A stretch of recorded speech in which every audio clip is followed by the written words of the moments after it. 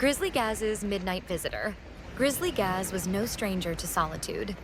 His YouTube channel, Grizzly Gaz Camping, was filled with his outdoor adventures, camping in remote areas across the UK, braving extreme conditions with nothing but his gear and his loyal French bulldog, Fendi.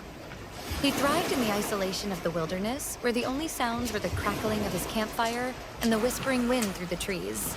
But in April 2023, one of his solo camping trips took a turn he never could have expected.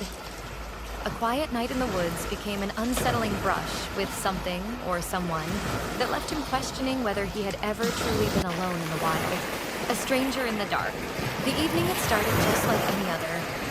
Gaz had picked a secluded spot deep in the forest, away from any trails or roads. He set up his camp, securing his tent and arranging his firewood, while Fendi sniffed around, keeping watch as usual. By the time the sun dipped below the horizon, Gaz had settled into his routine. A fire flickered warmly in front of him as he prepared a thick ribeye steak over the flames, the scent of sizzling meat filling the crisp night air. Everything was perfect. Then a voice cut through the stillness. "Got a light, mate?" Gaz's entire body tensed. He hadn't heard footsteps. No breaking twigs, no approach. 1 second, he had been alone, and the next, someone was right behind him. He turned sharply, his heart hammering in his chest.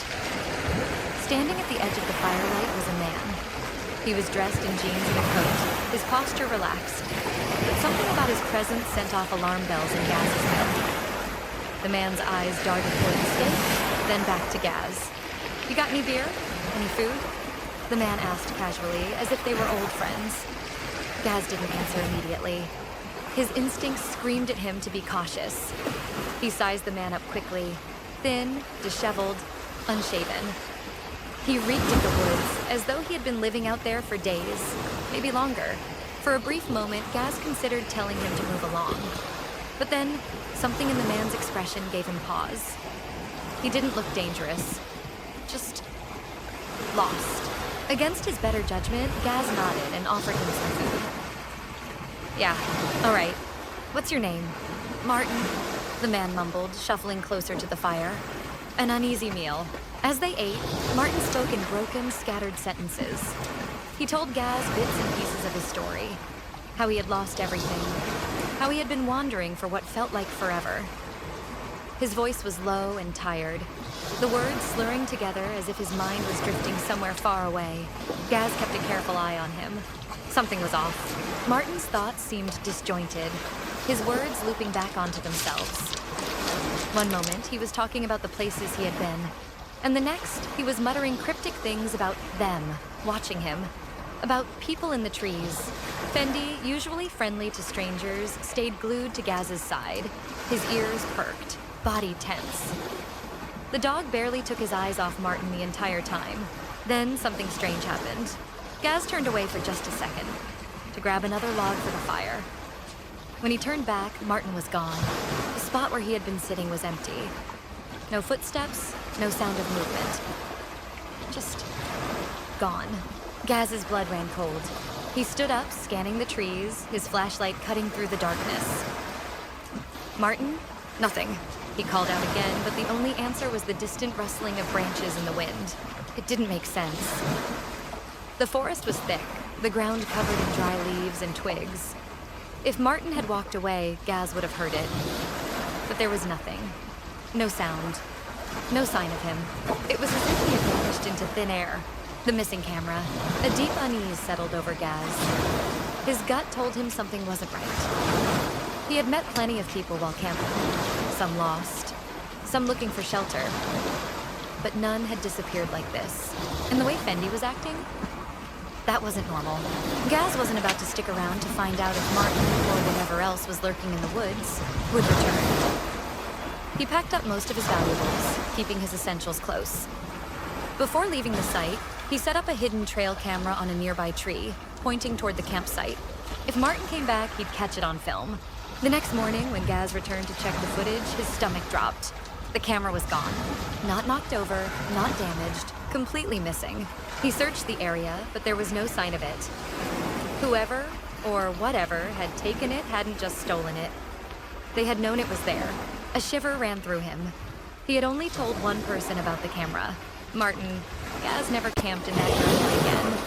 To this day, he doesn't know what happened that night. Whether Martin had truly been just a lost man, or if there was something far more sinister at play. But one thing is certain. Someone had been watching him, and they had made sure he wouldn't see what they did after he left. Bears and gorillas, the children who vanished into the mountains. A perfect picnic turns into a nightmare. It was supposed to be a relaxing day. On June 7th, 1951, two families from Santa Fe, New Mexico decided to have a picnic at the Santa Fe Ski Basin, a popular spot for families and hikers during the warm summer months.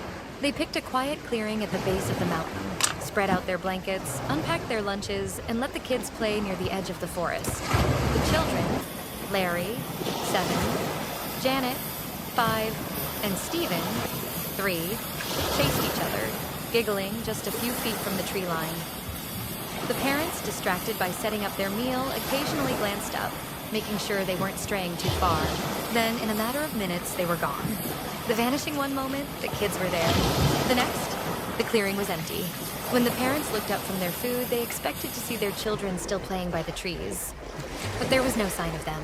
At first, they assumed the kids had wandered a little too far into the trees.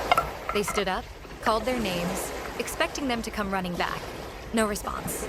Panic set in. The parents searched frantically, their voices echoing through the trees. They ran deeper into the forest, yelling, their hands trembling. Nothing. A terrifying thought crept in. Had someone taken them?